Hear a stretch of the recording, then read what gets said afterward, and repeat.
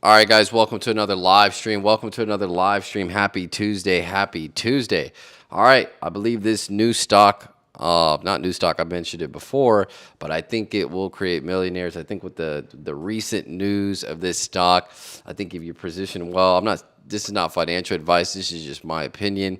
But I think this stock and many others in this field, in this sector, will definitely create new millionaires.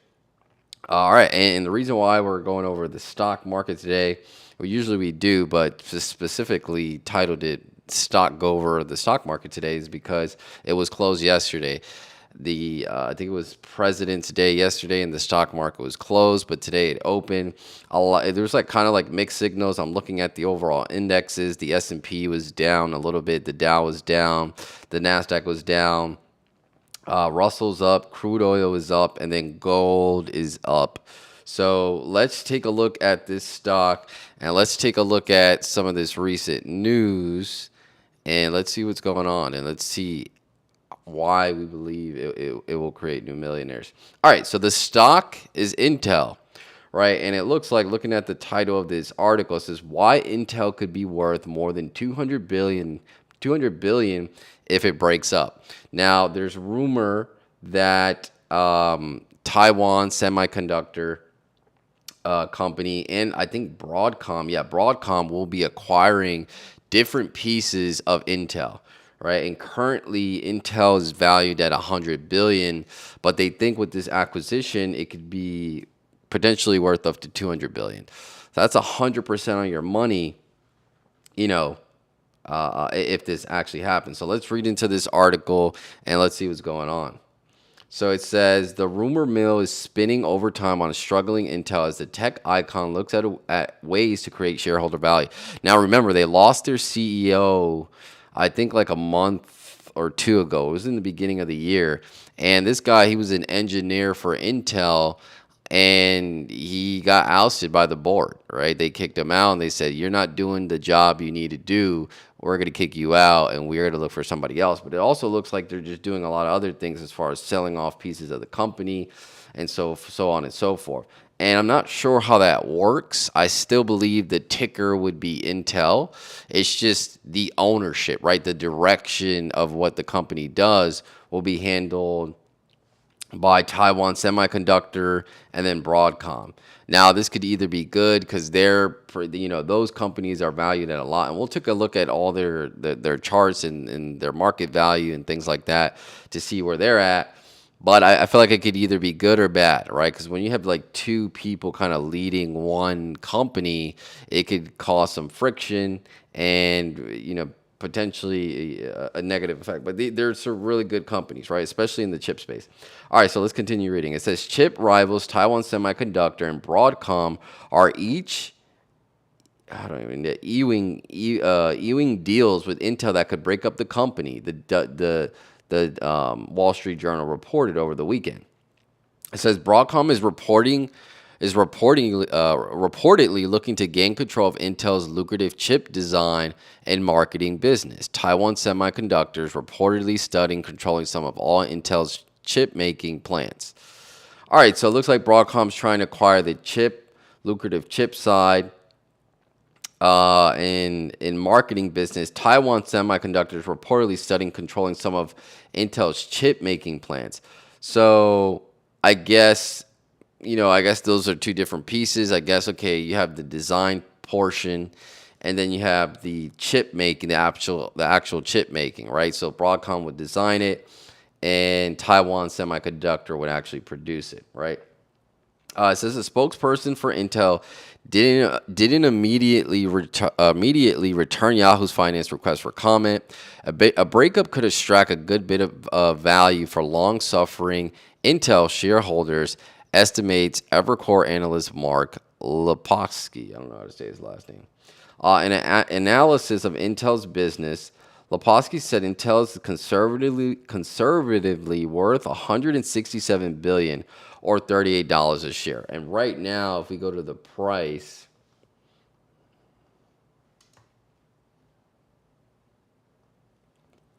I think it's like, okay, yeah, it's 26 bucks, right? So it's like it's like $12 away from that valuation. It's actually soared up a lot on this news. I remember I was covering Intel before, and it was at 16, 17 bucks, not even a month ago, right? Let's look at the chart. So we go back a month ago when I was covering it, it was around that $19 range. I think it got as low as 1878. Right, so it's went up 10 bucks. It's almost gone up 50%. So 50% of your money within a month, right? And I knew it was undervalued. And again, if you saw my video on technical analysis, you could have told you. I mean, obviously, technical analysis is not 100%, but for me, it was oversold, right? Again, it was building up that support here in that area, and it bounced back. Again, typically, there's always some news that follows the chart. So typically when it starts consolidating, you see some great news and then it bounces back up, right? Even back here, when it bounced back up, I'm not sure what the news was, but I'm pretty sure they had some type of news release that came out that, propelled the company on upwards, right? And it was probably some AI chip announcement or something like that. All right, so 27 bucks. So again, 50%. And then it puts it at 118, right? 118 billion. All right, so let's keep reading. So it says Intel stock currently trades at 24.66, down from more than 47% over the past year. The stock has crashed 65%. Again, that was mostly due to losing their CEO that they have for like multiple years, right? So the stock has crashed 65% in the last 5 years to a market cap of 102 billion. This is probably, looking back retroactively because the stock is at 27 now, right? Obviously, the data is stale. The stock has crashed 65% in the last 5 years, market cap. Using more robust projections of financial performance for each business, Lupoxi estimates Intel could be worth $237 billion or $54 a share, right? So $54 a share from this price, it already got 50% because we were at $17.18, $17 to $19, went up 10 bucks, and that's a 50% gain. If it goes to 54, which I could see it going easily to 200 to 230, 230 billion, that's a 100% gain on your money. Hey, what's up, Antonio? We got it, man, at 19. The question is, should we still get more? Well, right now it's at 27.39, right? So, I mean, if you believe right now the market cap is at 118. So if you believe it's going to go to 50 bucks, then I think it's a good buy, right? Especially if all these acquisitions and these things go through, I think, I think it would be a good buy. Honestly, looking at the chart, I can't see why not, right? Because, I mean, all this positive news, I mean, if we look at the chart, right? I mean, it's at 27. I mean, you got this whole gap here from 27 to 75, right? It looks like it has more upside than downside. You just really have to have a target, right? I say this all the time. People just like to invest and put money and stuff. You really have to have a plan on how you're going to get out of that position or what's your goal, right? Are you going to put 5,000 in, and do you want 5,000 back? Well, you're looking for a double, right? And obviously the amount of money that you put in depends on what you're going to get back. A lot of people are like, they'll put 100 to 200 bucks into something and then they get 200 bucks back. And then they're like, oh, well, investing sucks. Well, no, the person that put 20 grand in, they're up 20 grand. So it's just perspective, right? Your 100% gain is not going to be the same as somebody else that puts in a lot more money. But yeah, I mean, in my opinion, I think there's more upside. But yeah, let's see what else. Let's go back to the article. So it says, depending on how the deal is structured, it might require regulatory approval from countries around the world, including China. And I think that's just because they have deals and stuff like partnerships, so they can't just go ahead and sell. Like, Elon was trying to buy TikTok, and he owns Twitter. So I'm pretty sure if he actually acquired TikTok, it would have been an issue because that would have just been too much power. I mean, he owns Tesla, which is like 1 trillion. He owns Twitter, which I think they went back to private. And then if he had owned TikTok, I mean, he would just be dominating the whole space. And they're going to, I think from what I heard, he's going to be going public with Starlink as well. And a lot of people are getting excited about that. A stock that I heard about today is STM. So apparently this company right here, STM, they provide a lot of the material that goes into the Starlink product, whatever they use to give people internet and access and connectivity. It looks like this stock is a big player. Again, you got to do your own research. But yeah, I think if Starlink does go public, I think this can probably, do some great things. It's sitting at a $21-22 billion market cap. If Starlink goes public, a lot of people are saying it's going to be valued at several $100 billion, right? And if a company's supplying the material that goes into the Starlink product, this could probably see, a 2 to 3x too, right? All right, let's go back to Intel. Let's go back to the article. Let's see. Wall Street analysts at Raymond James, Bank of America, and Bernstein echo concerns of over-regulatory hurdles and antitrust issues with Banking of America's Vivek Arya saying any potential Intel split could be time-consuming and complicated. Yeah, I don't think they need to do a split right now. I think the stock is pretty low in price. Usually when people do a stock split is to attract more investors, but the stock is already low, right? Like 27 bucks. Maybe if it gets to 75, 80 bucks, maybe we get a split. But, I don't see the point in doing the split. All right. But yeah, so that's the stock. I think Intel's going to do good. I also think Dell's going to do good. Dell's helping a lot of people build out their AI factories. And these are all long-term plays, right? When I talk about this is like, probably like a 2 to 3x on your money over the next 3 to 5 years, which is really good in my opinion. I mean, you can't get that in real estate. You can't get that. I mean, you could get it in crypto. We could look at the crypto market too. But, as far as paper assets goes, these are some of the best plays in my opinion.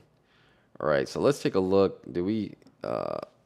Just to take really quick to see what BTC did today and what crypto did today. All right, I actually woke up today and I saw, crypto down. And I honestly think we're really about to be on the cusp of a nice reversal.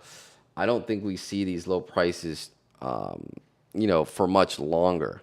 I think this is going to end pretty soon because it's just too much positive news for the price to be below 100K. And I honestly think it's going to be the altcoins that make the next move up, right? And obviously yesterday I talked about the AI sector. If you didn't see that live video, go check that out. But I think, we get over 100K pretty soon, probably towards the tail end of February or maybe in the next week or so, or maybe even this week, who knows? Right, but I don't think we see these prices for too soon. So it's definitely a good time. I actually added to my position yesterday. And I do this, I don't buy on every dip, but this dip was I think it was probably like a 10-15% dip. So, I'll throw in additional money and things like that on these type of dips. But I don't always buy on every dip, right? But yeah, it's a good time to buy the dip, or it's a good time just to hold, right? It's not a good time to sell. I honestly think we're about to see some real good movement in these altcoins, and you definitely don't want to be selling at the bottom, right? Let's see. But overall, I think, Ethereum's doing okay. I don't really see any issue. I mean, again, it's just a lot of red. I think, what I saw too, which was weird. I saw Litecoin. Like Litecoin is holding its gains really well, right? Like I'm not sure if you guys been paying attention, but it honestly over the last month, it's just been strong, which suggests to me Everything seems going to be bare about crypto, honestly. Yeah, I mean, it looks like that these first 2 months of 2025, but you just got to be patient. And honestly, it's the shakeout, right? This is typically what happens before you go parabolic. You get this shakeout, but and it's typical because again, these exchanges don't want people to be making all this money. I mean, if you could go back to 2020 and 2021 when we had our bull cycle, people were making a lot of money, and they don't want to make it easy for people. So these are the times where it's just shaking people out, getting people out, boring people. People just get bored, right? If you don't really see price action every other day, you get bored, you sell off your assets, and you go back and forth, you lose your money, and that's kind of what they want, right? They being the whales. But yeah, I mean, I've been looking at Litecoin, and I don't own Litecoin and things like that, but I've noticed it's always performed well, and I think it's just because it was one of the first coins that came out. Like if you were on Coinbase back in late 2016, 2017, or even earlier than that, Litecoin was one of the first coins on the Coinbase platform, and honestly, it's been in the top 10 for a minute, or top 20 for a minute. But man, it has held its gains, right? Like it hasn't like this whole market is crashing. It's literally just held its gains. So I'm thinking that either a Litecoin ETF is on the way or something, right? Because it's just holding its gains way too good. And I think it could potentially get close to its all-time highs this cycle. Again, I'm not invested in it, because I don't think there's much. I mean, I can't say that there's not much upside. It could potentially get to 400, but if it gets like an ETF, I wouldn't be surprised if it gets an ETF before like Solana, right? But that's pretty much it. But yeah, Intel is the stock that I think can create millionaires in the long. Again, it just it's not financial advice, but this is over the long term. I think over the next 5 to 10 years, a good substantial amount in Intel can see a 3 to 5x, right? But you gotta put skin in the game. All right, that's pretty much it. That's my update for today. I will be on tomorrow. I'm gonna start posting more shorts. And then once we get to 1,000 subscribers, which we're at 930, I think we're at 936. So once I get to 1,000, I'm probably going to switch it up. I'll still do the live streams, but I want to do more long form. I kind of left the long form alone. I'll drop one every now and then, but I just really like the live streams because it's like I don't have to edit and it just comes out, right? But we're going to have to switch it up. Because again, I think when you do long form, you can attract more, and it pushes it out. They really don't push out the live streams like that. So, but I think once I get to 1,000 subscribers, they will start pushing it out, and I think also doing more shorts will help. It helps out too. But yeah, well, I gotta think about that. But that's pretty much it. I'll see you guys in the next one. Take care.